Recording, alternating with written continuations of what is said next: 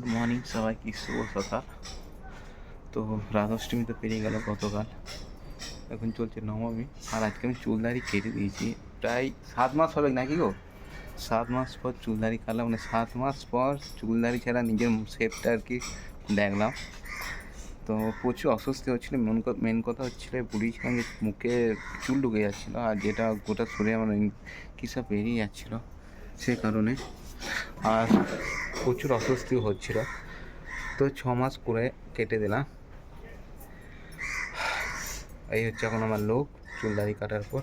আজকে সকালেই কেটেছি। আর এদিকে আমাদের হচ্ছে সবজি কাটা। তো আজকে একটি স্পেশাল রান্না হচ্ছে। বছরে এটা খুব কম দিনই আমাদের হয়, মানে খুব কম দিনই খাওয়া হয়, 2-1বার হয়তো। এর হচ্ছে অষ্টমী ছাতু।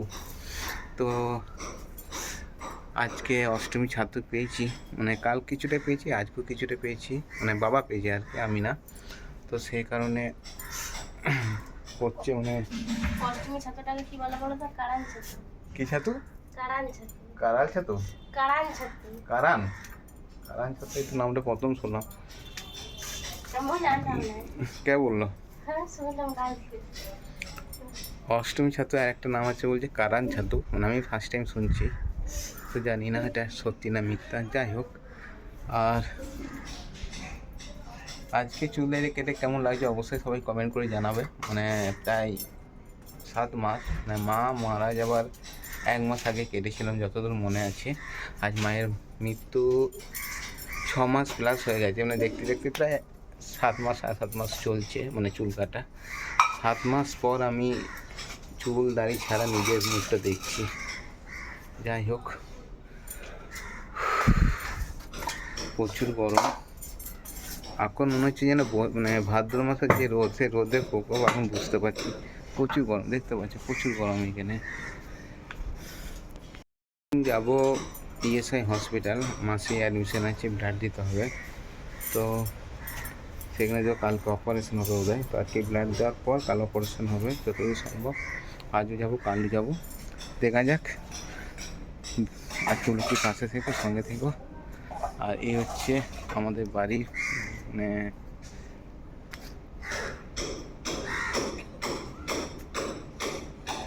তো যাই হোক। আর এই যে গরু, আমাদের লালটুর অবস্থা দেখো, গোটা গায়ে গোবর লাগিয়ে বসে আছে। আর তো চুয়ার কেন রে তু, এই লেদেছে। 6 মাস 7 মাস পর চুলে দাড়ি কাটলাম, আর এদিকে 6 মাস 7 মাস পর সিলে বাটাবাটি করছে। আর সিলে বাটছো কেন? লাইন নাই বলে সিলে বাটছো? তো বন্ধুরা, 1.5 ঘন্টা উপর হয়ে গেল লাইন নাই। এদিকে দেখতে পাচ্ছি খড় করে রোদ দিয়েছে, না বৃষ্টি হচ্ছে না মেঘ করেছে, কোনো কিছু না, নর্মাল ওয়েদার, রোদে ভরপুর। এদিকে লাইন নাই। তো আমাদের এদিকে প্রচুর লাইনে ডিস্টার্ব হয়, প্রচুর পরিমাণে। তো চুলটা এবার আমি ধুবো। দেখো চুলটা শুকিয়েছি নিয়ে, দেখো তো, দেখো দেখো হাত দিয়ে উঠছে। তো চুলটা ধুয়ে বোধ হয় চলে যাবো দুর্গাপুর ইএসআই হসপিটাল। ওইখানেই আছে মাসি। আর অস্থি প্রচুর অবস্থা খারাপ হয়েছে। তা কতদিন পর মুখটা দেখছি।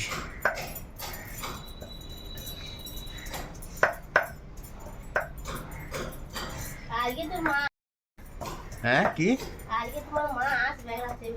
কেন চুল কেটেছি বলে? তো মাকে আমি বলেই দিয়েছিলাম, মা আমি যদি তুই যখন মারা যাবি তখন আমি চুল হয়ে গেলে কোনো অসুবিধা আছে? বলে না, কোনো অসুবিধা নেই, তুই যেটা ভালো লাগবে সেটা করবি, যেটা তুই শরীরে কুলোবে সেটা করবি, যেটা কুলোবে না সেটা করিস না। তো চুলদারি 6 মাস রাখলাম। তো প্রচুর অস্বস্তি হচ্ছিলো, বললাম যে প্রচুর অস্বস্তি হচ্ছিলো, না এত বড় চুলদারি রাখি না, তো প্রচুর অস্বস্তি আমি কেটে দিলাম। তখন মেন কথা যে এই যে গোপের চুলগুলো সব মুখের ভিতর ঢুকে যাচ্ছিলো, আমার ঢুকে আছে, গলায় একটা লেগে আছে, বেরোতে বার করতে পারছি না, প্রচুর অস্বস্তি লাগছে। আর গোটা গায়ে কিন্তু তারপর থেকে, প্রথম যখন ঢুকেছিল তারপর থেকে গোটা গায়ে কি বেরিয়ে গিয়েছিলো। আবার কালকে ঢুকেছে হালকা হালকা, আজকে হালকা হালকা বেরোচ্ছে, মাঝখানে 2 দিন কিন্তু বন্ধ হয়ে গিয়েছিলো। যাই হোক,